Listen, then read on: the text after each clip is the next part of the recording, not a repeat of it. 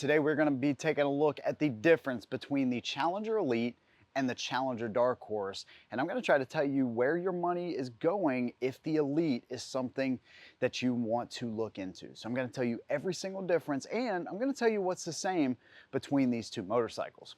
Now, before we get started, big thanks to American Biker here in Latson, South Carolina for letting me come out and take a look at these two brand new motorcycles. If you need anything from these guys, from a brand new Indian, a Challenger, Chieftain, used Harley, Ravaco, whatever, come check these guys out in Latson, South Carolina. Make sure you talk to Rob. Now let's take a look at the Challenger Elite versus the Dark Horse. Let me cover some of the things that are the same first. They both use the 108 Power Plus, which is a liquid cooled motor. So standard 128 horsepower and 122 foot-pounds of torque. Well, if you know anything about American baggers, that is the most amount of horsepower and torque stock from the factory. And both of these bikes have that same motor. Both of them also have adjustable windshields. Both of them have LED lighting all the way around. They, of course, are the frame-mounted fairings, so similar to the Road Glide, your handlebars are independent of those. So essentially you get a lighter feel, more agile motorcycle, and one that cuts through the wind better on the highway. Both of them have 6-gallon tanks, and interestingly enough, this is 840 pounds from the factory, and they list this one at 839. Now it's only a pound, but considering the extra stuff that actually comes on this bike, I thought it was kind of cool. Now, one thing you will find is you get a cast aluminum frame. So if you've ever lifted a Harley off of the kickstand, you feel all of that weight, especially in the heavy baggers. And these, they feel a lot lighter off the kickstand, which is really a cool thing. Both of them, 36 gallons of storage, right? So saddlebags. The redesigned saddlebags that they did a few years ago make these bikes look so much better. They still have some of the bubble type of bags that they do on the Classic and the Roadmaster, but these bags almost give you like a sport performance type of look, right? So they're not stretched over the pipes, but coupled with the horsepower and the amount of storage you get, it's a pretty awesome setup, right? Both of them are going to have a key fob that not only works as a way to start the bikes, but as a way to lock your bike as well. You got to get a CVO to get that through Harley Davidson. I say this all the time. If that was an upgrade through Harley, that would be one thing. Well, both these bikes actually come with that stock. And they both come with the Ride Command, which is a pretty awesome system.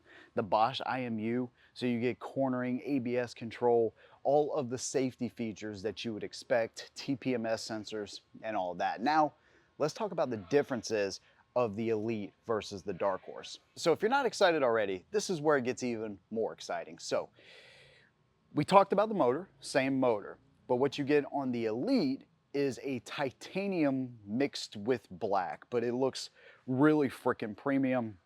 Considering there's only 150 of them made, it makes it stand out. Where the Dark Horse, of course, is all blacked out. You get upgraded floorboards not only for the driver, but for the passenger as well. So they're gonna thank you whenever they have an actual floorboard to put their feet on as opposed to just a standard peg, right? You also get a little bit different seat.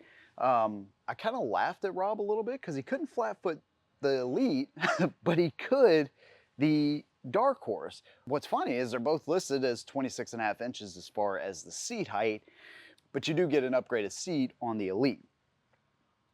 Now they both come with the key fob, right?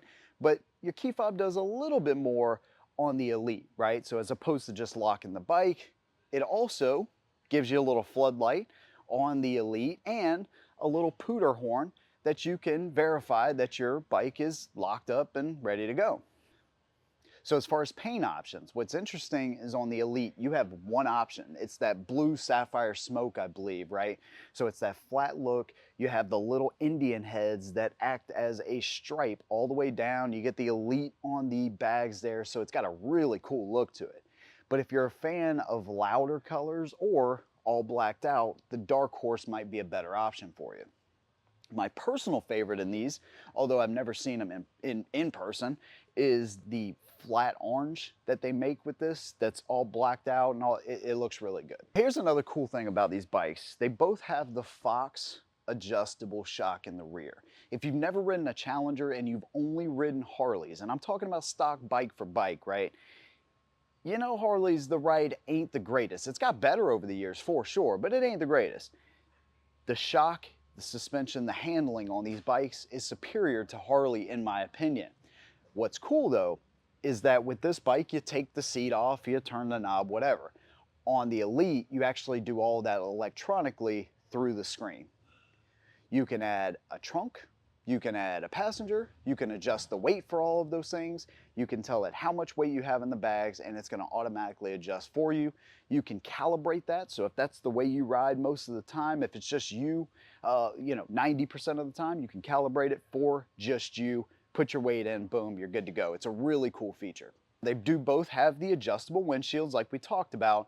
You're going to get the flared style, a little bit more low profile windshield on the Challenger Elite, where it's kind of just the standard one on the Dark Horse. The other big difference that you'll see between the two bikes, obviously they're full LEDs, but the Elite actually has the Pathfinder, not only adaptive LED for your headlight, but it also has the Pathfinder driving lights as well. So you get a lot more lighting up front. Now you might be thinking, well, can I add all of these things from the Elite to this bike? There are some things that you can add.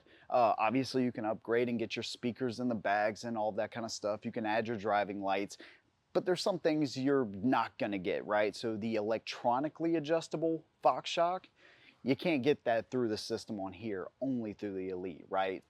So all in all, which one is better? That really depends on you, man. For $6,000 more, to me, the Elite just stands out, right? Everything about it is almost perfect. And I say almost because there is something I would like to see that them introduce on this bike. Actually, two things: a heated and cooled seat, and I think that the crash bars for your saddlebags in the rear would just complete the entire motorcycle. Now, unfortunately, Rob won't let me ride the Elite. It's just too freaking limited, and I understand, but I've done a lot of work with the Challenger Dark Horse, so make sure you check out some of those other videos if that's something that you're interested in. I'd love to hear what your opinion is of the Elite versus the Dark Horse down below. Big thanks to you guys. See you in the next one. And as always, hold them down.